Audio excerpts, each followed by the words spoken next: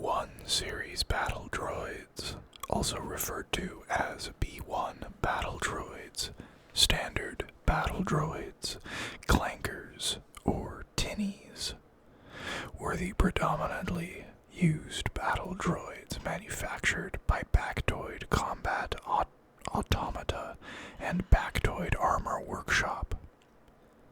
Even though they were extensively produced and deployed, the B1 series battle droid was flimsily designed and easy to destroy, and was only truly successful in substantial, overwhelming numbers.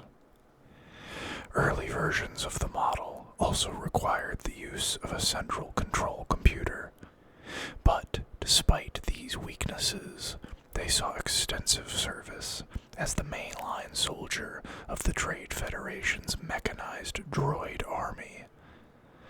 The droid army was deployed during the invasion of Naboo, and after landing B-1 battle droids, marched into the Naboo capital of Theed, and using the massive army the Trade Federation captured the city.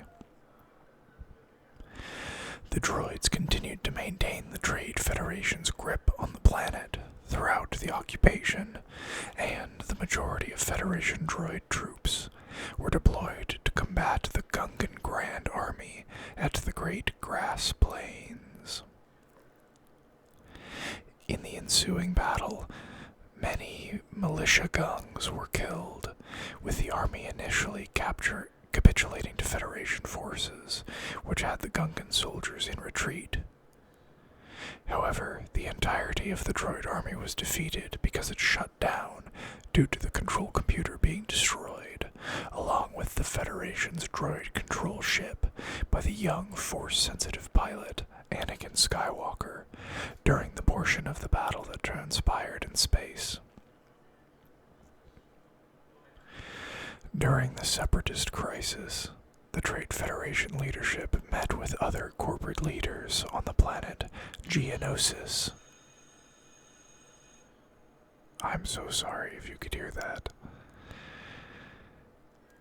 And the Federation had given its droid army, including the B-1 battle droid, to the growing Confederacy of Independent Systems. The droids became the main soldier of the new Separatist droid army. The forces of the army used newer, reworked B-1s. These B-1 models did not have a reliance on a central command signal, and so these newer models did not require a control chip. They were capable of independent thought, however, it was limited.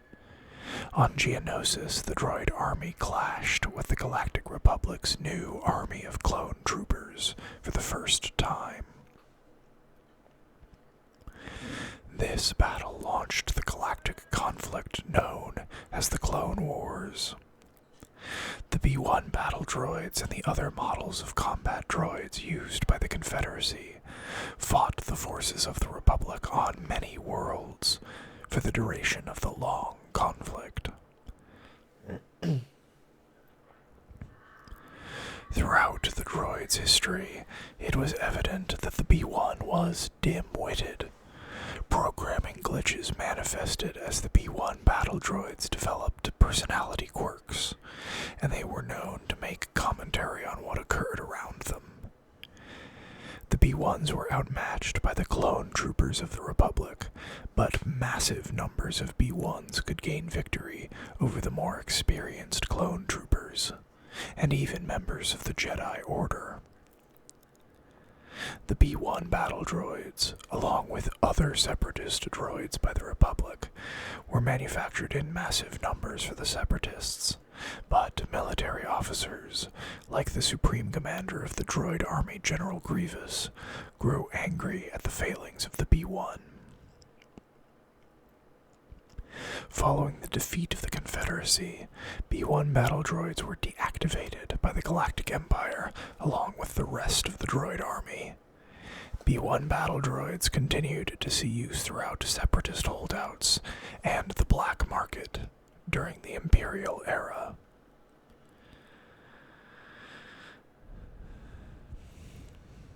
B1 series battle droids were humanoid 4th class battle droids, measuring 1.93 meters tall. The OOM series battle droid was a mark of the B1 series, while 631 model B1 battle droids were a more cheaply made model.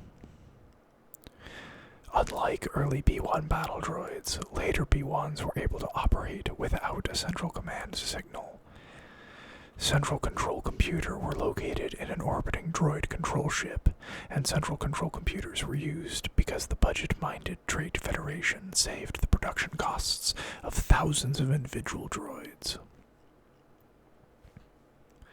By the time B1s were being used by the Confederacy of Independent Systems, the B1 battle droid had been reworked to not require a central command signal to operate, and these later B1s did not require a control ship. B1s not programmed by central computers saw themselves as quote-unquote independent thinkers. Despite the new model within the Separatist droid army, there were still older B1 models programmed by central computers used, such as RB-551, a B1 battle droid who served as part of a droid patrol during the Battle of Ryloth. Central control computers did see use due to battle droids that required them, as was on the Subjugator-class heavy cruiser Malevolence, but the battle droids of the Separatists had been upgraded by the Geonosians to possess autonomous thinking. The humanoid physiques of the B1 model were specifically commissioned by the Trade Federation for practical reasons. The humanoid form allowed B1s to operate existing machinery, vehicles, and weapons originally designed for organic operators and pilots, saving the Federation unnecessary production costs and retrofitting. B1s could pilot single-trooper aerial platforms, armored assault tanks, multi-troop transports, and Federation battleships, among other vessels. B1 battle droids' limited programming meant they were not always effective at these types of jobs.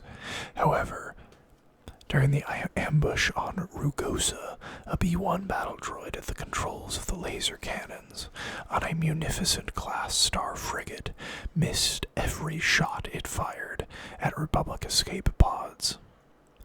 When the B1 battle droid was confronted about this by the OOM command battle droid in command of the frigate, the droid had told the commanding officer that it had missed due to flawed programming it suffered. The limited programming of the B1 battle droids also made them unfit to serve many of the jobs they were tasked with on the advanced Subjugator-class heavy cruiser Malevolence during the Malevolence campaign.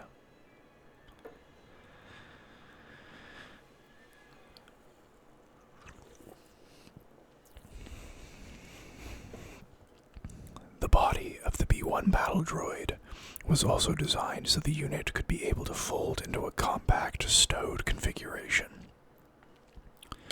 One of the uses of this configuration was storage for transport, as in this configuration 112 B1 battle droids could be stored in a multi-troop transport. B1 battle droids could also fold into this configuration when they were low on power and needed to close down to recharge. When the B1s were activated, the limbs of the B1s unfold first, and their long neck unfolds last. B1 battle droids were also designed to resemble their Geonosian creators. Really, is that true? And were able to be produced cheaply. The cheap price tag of the B1s often allowed multiple battalions of B1 battle droids to be sacrificed for a victory without concern.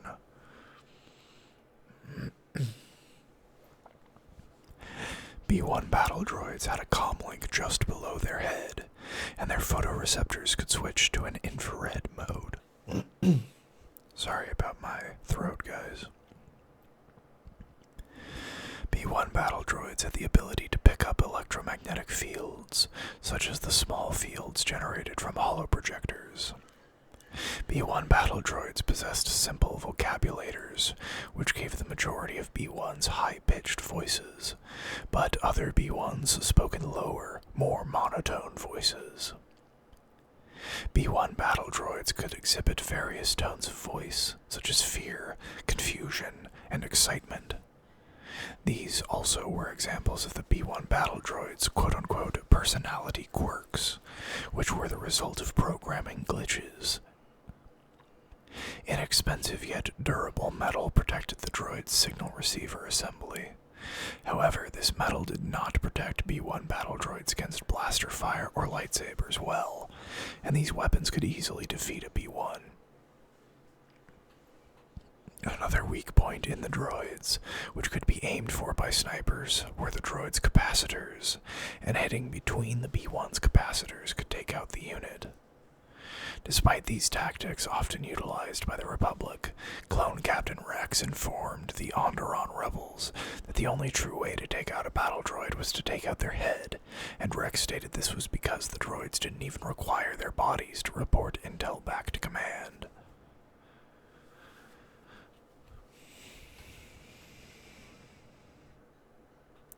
This is going to be a short one today. Sorry about that. And sorry I've been inconsistent. If you guys enjoyed this, please consider liking the video and subscribing to the channel. Bye-bye.